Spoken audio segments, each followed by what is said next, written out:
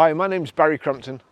Today I'm going to show you around our Range Rover Sport, then I'll take you for riding it, but first I'll tell you a little bit more about it. This is a 3 litre SD V6 HSE, 2015 on a 65 plate, one owner, absolutely beautiful condition throughout. It's done 39,912 miles, fuel economy, urban 35.8 miles per gallon, extra urban 44.1 miles per gallon, and combined is 40.4 miles per gallon. Has a 0 to 60 time of 6.8 seconds, a top speed of 130 miles per hour out of a 306 brake horsepower 24 valve 6-cylinder engine. Absolutely beautiful car, finished in celestial blue metallic with ivory leather upholstery. Best car on the road for me. I just love driving them. By choice, I don't think I'd have anything else.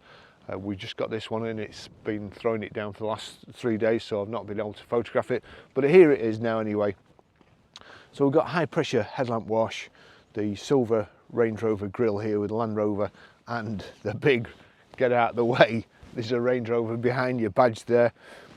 Front fogs, nice sharp attack angle so you can get up steep hills or park where nobody else can, and wade through 27 inches, no 35 inches of water I think it is, which is, must be, I think it's to about the headlamps, so if you're in deeper water than that you need a boat, but this will get you anywhere. It's got diamond cut and dark silver metallic alloy wheels, and they're 21-inch wheels as well. Scorpion Verdes all round, and they're like brand new. We've got the Range Rover air vent in the bonnet, the air vents on the side there, side steps, the protective moulding on the bottom of the door, power folding door mirrors. It's got keyless entry, keyless go, and if we just, when you get out of the car, if you just touch your thumb to the door handle, car will lock and the door mirrors fold in. Come back to the car, fingers behind the door lock, and that's it, it opens again, so long as you've got the key on. Rear privacy glass, the full glass panoramic roof, which changes the interior of the car so much better with the panoramic roof. Integrated rear tailgate spoiler. Here, can also open it from the key, but it's power open, power close tailgate. The rear load cover, the roller blind. This has got a big heavy duty floor mat in the back as well, so you can open or close with the key. Reversing camera there, reversing sensors, and we've got this hideous tow bar which I keep forgetting to take off, but it is removable, you'll be pleased to know. So I'll just show you inside.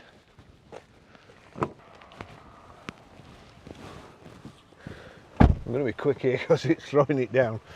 We've got the rear centre armrest, the rear Isofix child seat anchor point, beautiful inside, perforated leather, also got blue, or it might be blue or black piping, I can't tell. Full set of carpet mats, and it's got a full set of rubber over mats as well, which I always like to see, and we've got heated rear seats here. As I say, the full panoramic roof makes the interior of the car so lovely to be in. It's such a nice environment. Okay, I'll just take you for a drive in it.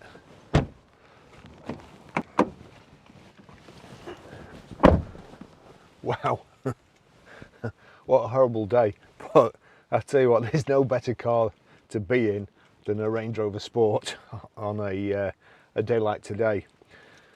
So there we go, that's the Range Rover key, foot on the brake. Start the car. I'm just going to need to pull this rubber mat back a bit. As I mentioned before, it's got 2 lots of mats in it. It's got the carpet mats and the heavy duty rubber over mats. The carpet mats of course fasten to the floor, but the rubber over mats, there's nowhere to fasten because the carpet mats are there, so that just slid forward a little bit. Absolutely fantastic car. First thing we'll do, we'll get the heated steering wheel on. That's the heated seats, but also, if you you just have a look at this.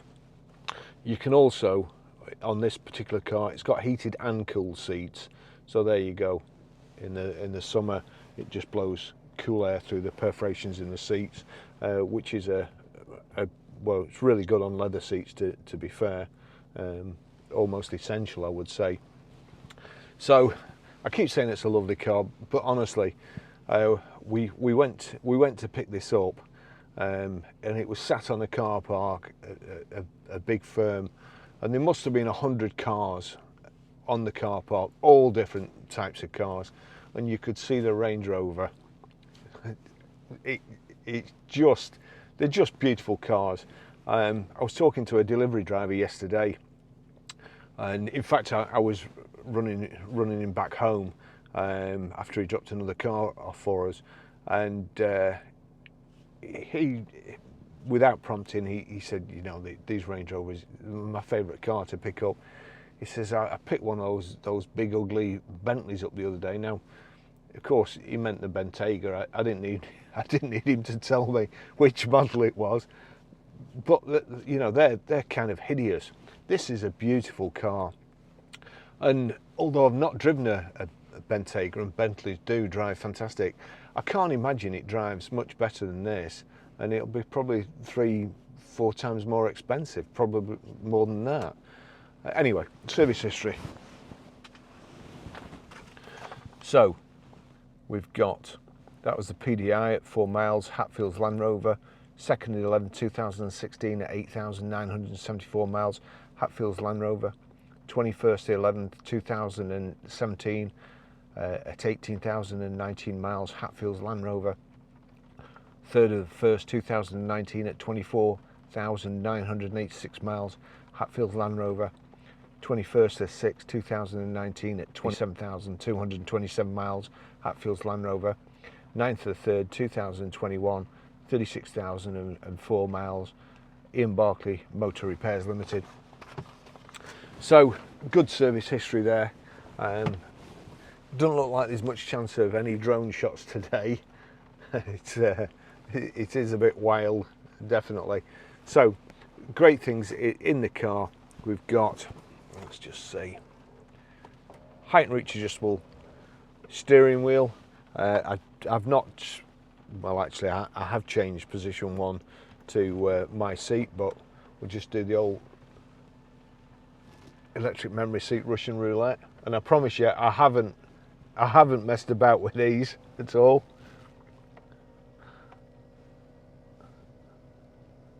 Goodness me. Right, so somebody has been driving this car, bearing in mind it's 2+ tons. It's a big car. People always say to me, you know, it's a big car, I'm not sure whether I'll be able to drive it. Right, well, you can, trust me. They're the easiest car in the world to drive. They float along. Let's just try number 3. Right, so number 3 is not that far anyway. We'll get back. The mirrors change. Steering wheel changes. There we go, back to some semblance of comfort. I'm absolutely wet through. The heated seat is so good, I'm going to have to turn it down. There we go, we'll turn that down. And of course the usual, well, let's get going. No, I won't get going, because the usual thing people say, oh, Range Rover is bad for the planet, this, that and the other, ecological disaster and all that lot. But I've just got 2 new GoPros. They only come out this week, and already there's issues with them overheating. Now these are electric, and they get so hot that you can't, you know, you can't keep hold of them. They get that hot if there's no air blowing over them. This is a 3-litre diesel engine. That's an electric watch, or a battery powered watch, Apple Watch. It's my second one. Now you'll see there, it's blown the face off. That's the battery in there, and the battery has swelled up so much that it's just blown the face off. So that's my second one. That's a battery out of one of the other GoPros that's now broken because the battery has swelled up so much that it crushed the internals in the GoPro. And that's, I must have had 10 of these batteries in just over a year. So you can imagine the size of that, it's like just the size of my thumb. An electric car, the whole floor, the whole like cassette underneath the car is full of batteries. No doubt they're all doing that. So I think, I've no scientific proof for this, by the way, and only time will tell, but I'm usually right about most things in the motor trade. And I think electric cars will be a disaster. I really do. I think years down the line, there'll just be, you know, there'll just be batteries all over the place that we can't dispose of. And actually, you won't be able to see here, but out there, it's wind farms. There's just turbines and windmills as far as the eye can see. And of course, I read the other day that they created 2% of our electricity last month, but there's already a massive problem that they can't get rid of the arms, and they're burying them. It's diesel engines. You can, you know, even when they get to 200,000 miles, 250,000, you can rebore them, put new pistons in, and it keeps going. Batteries, they blow up. In America, the Chevrolet Bolt, I think they've recalled, it's either 140,000 or 170,000 of them. I think it's 170,000. The Chevrolet dealers won't sell them because they keep setting on fire. They've got to be recalled, and have every one of them has got to have a new battery fitted. Now, when was the last time new engines had to be fitted? From my memory, it was BMW, and it was that crikey, that lining that used to dissolve with petrol. I've forgotten the name of it, but you know, that was 400 yards, turn right. That was the last time. Imagine all the internal combustion engines that have been produced. How many have had to be recalled for the power unit to be completely replaced? And then, of course, 200 yards, turn right. They've got the problem of disposing of those batteries. And as I say, the report I read said that the batteries have a tendency to explode if dismantled incorrectly. They're advising them to only charge to 80%, not let it run down lower than 20%. And when you've charged it, park it 50 feet at least, or is it 50 yards away from your home, in case it catches fire. Jeez. And these electric things, when they go up, you've no real warning. At least with a petrol or diesel, if there's a fuel leak, you can usually smell it. But no electric cars. So I'm not a big fan of electric cars, as you can tell. I'm a big fan of Range Rovers. They are beautiful. They are so easy to drive. It's, to me now, I just don't like anything else. For the past couple of weeks, I've used an Audi SQ5, used a Porsche Panamera, and then I came out of the Porsche Panamera to use a Land Rover Discovery because I like the way they drive. I like being higher up above off the ground. On the way up here, it was lashing down. There was people driving lower cars, and they were kind of looking through the windscreen, trying to see what into the distance, because the spray was just covering the cars. I was fine. In fact, it was probably my spray that was covering them, but there you go. Now,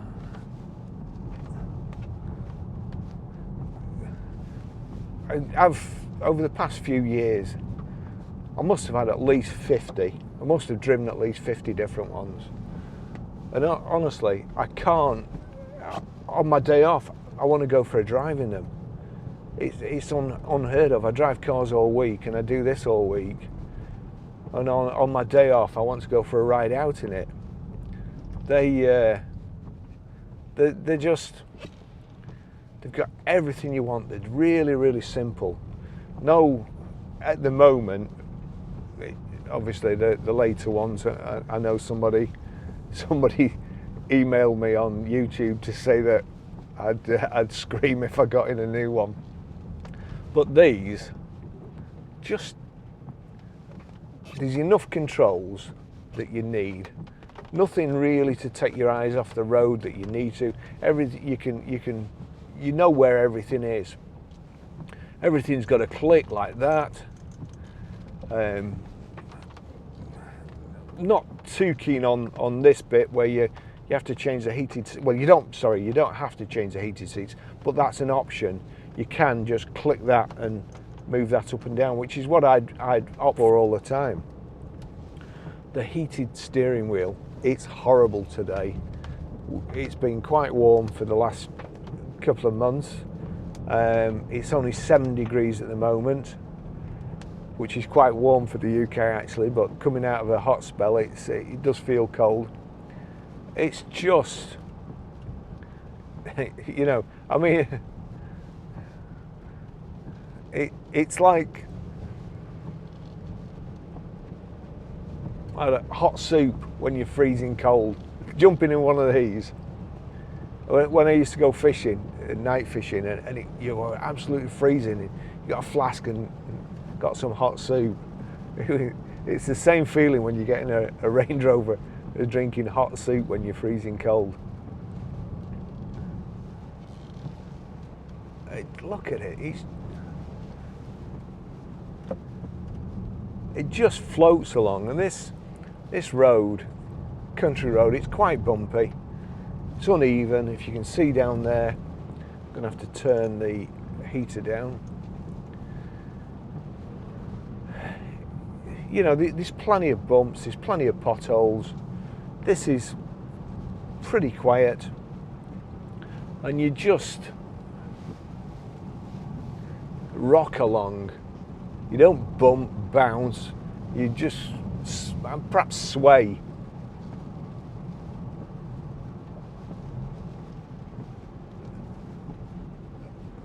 Squirrel, get off the road. That's it, you go there. When cars are clean and not being hammered, bearing in mind this is 5-6 years old, and you jump in it, and the first thing that makes it feel like a new car is the windscreen. After a while, after a couple of years on the windscreen, always gets just a bit worn, and it doesn't have that kind of sheen on it. This, as I say, you jump in and the screen's like brand new. I wouldn't be surprised if somebody told me it'd just been kept in a garage, but obviously with 39,000 miles on it, it's been out and about, but it's just been well looked after. There's no stone chips I can see, there's no damage anywhere.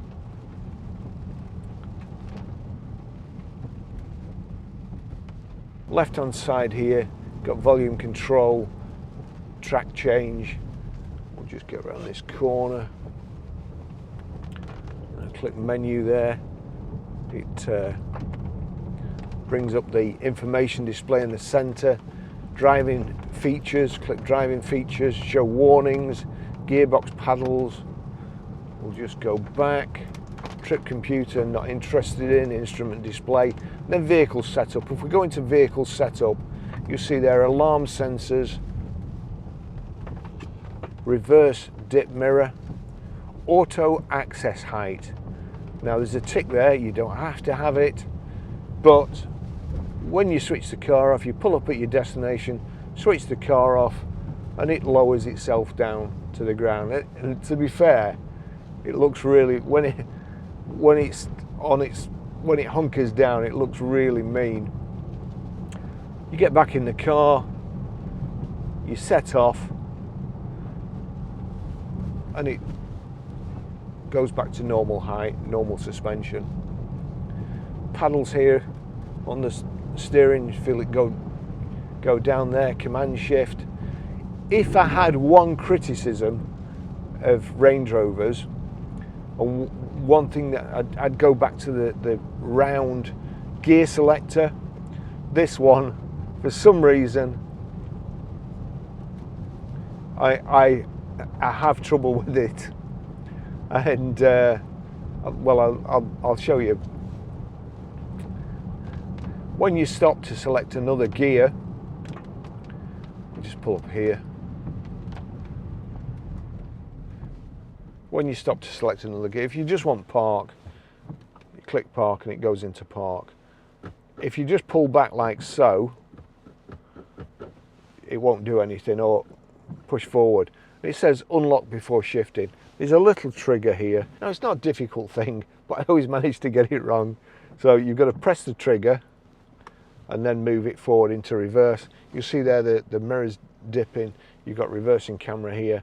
And then to go into drive, again, somehow I always forget to click this trigger. And it's harder not to click it than it is to click it, because you know, if you just pull back on it,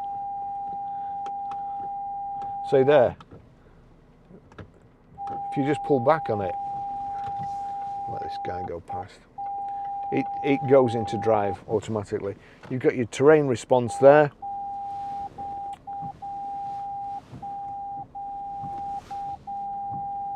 Minefield, or is it Minefield, Christmas, Mexico, Swamp, something like that. I always forget. God. You've got CD radio here. It's Bluetooth hands-free, Bluetooth audio streaming. The sound system is tremendous. So before, you've got power folding door mirrors. Sat nav, we'll click sat nav. That's a massive bump there.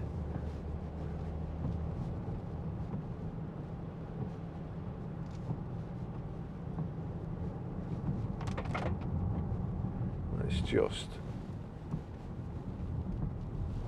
actually, I've got, put them on auto.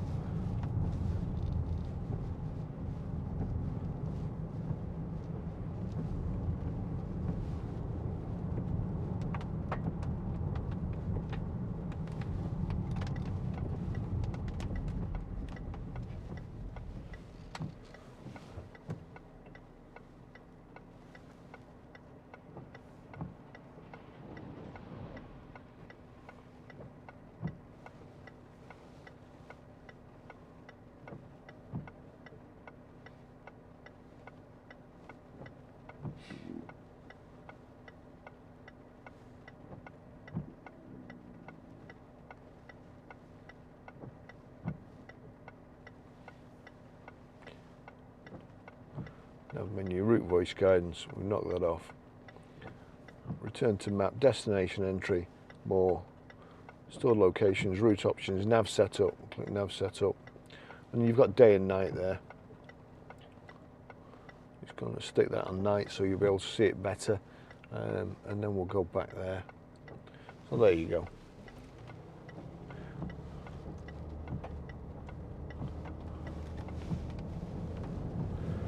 Front central armrest, big front central armrest.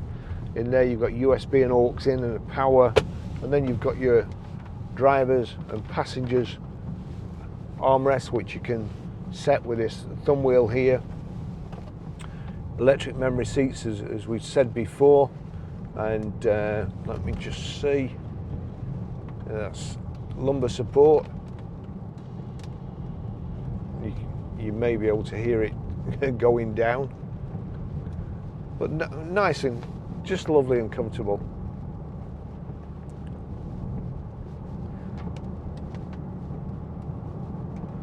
High pressure headlamp wash. Got the side skirts, the remote boot opening or power open, power close.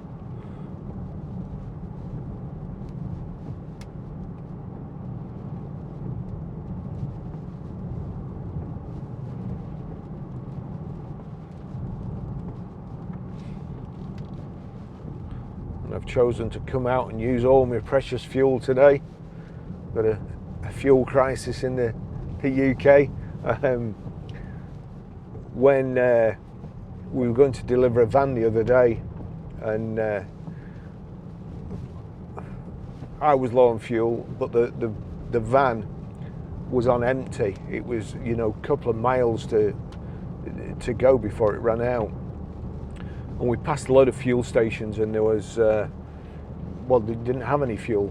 Eventually we were in Bolton, and there was the Asda there, and they'd got fuel, but there was a queue. So we joined the queue, but unfortunately there was 2 entries into the queue. We were already in the queue, and there was another queue here, but the guy queuing there was blocking everybody coming out of Asda. So I let him in front of me, and old guy, looked like a nice old chap, and anyway, gets in front of me and gets out of the car, and I could see him looking and chumming to himself, and then he gets back in the car, slams his door, moves up a bit, gets out again, looking and all over the place. And anyway, we get to the fuel pumps. He gets to the fuel pump in front of me, and he just drives through without getting any fuel, and went to the tyre inflator. So he queued up through the petrol queue, which took a good probably 20 minutes to use the tyre inflator. So he probably emptied his tank while he was queuing.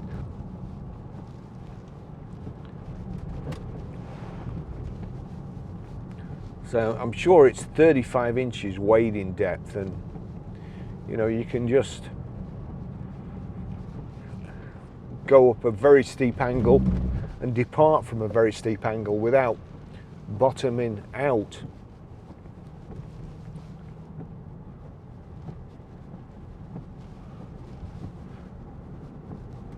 Many years ago we had a big ramp at the back of the garage, and overnight some thieves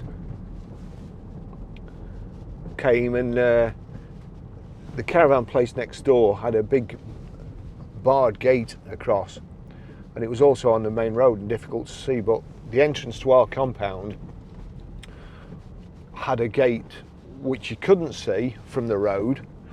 And these thieves were, they must have spent hours and hours cutting through our gate, because they did it with a hacksaw, and there was a load of broken hacksaw blades that they'd just abandoned. So it'd taken them a good few hours, I would imagine, to saw through. And then there was a ramp into our compound, and then they'd cut through the fence into the caravans next door, and they'd lined up about a dozen caravans. Now, I've no idea who would want to steal a load of caravans like that, and far be it from me to be one to indulge in hate speech. But anyway, these people that like caravans, they just got, must have been a massive convoy. They were going to lift the whole lot, and they didn't. And at first I thought they'd been disturbed, but then I realised that the ramp getting out of the compound, their car had bottomed out. With a caravan on, it caught the ramp and bottomed out. Now, if those people had been in a Range Rover, they could have just clicked this switch, risen up and nicked all the caravans, but there you go. They're fantastic.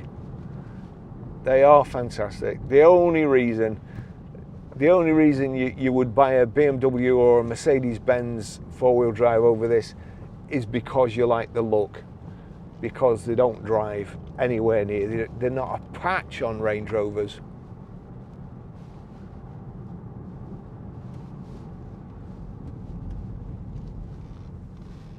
don't let people tell you that they're unreliable or they break down all the time, because they don't break down any more than Mercedes-Benz and BMW. In fact, we have more trouble with BMWs than we do with Range Rovers.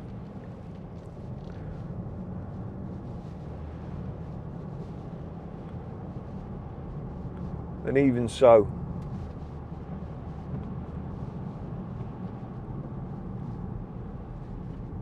here we go, 2 Range Rovers. Everybody out here, they know what they like. A Land Rover Discovery. There seems to be a... This looks like a good time to have a drink of coffee.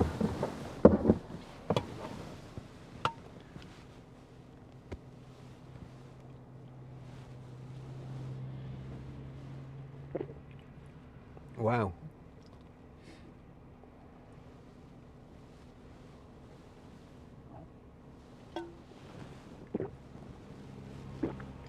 Dog sat on his knee there.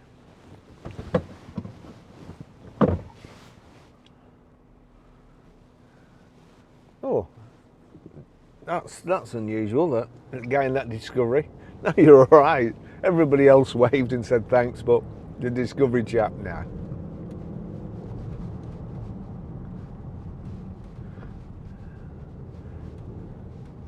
And with a bit of luck, that's all the traffic coming this way. But you never know.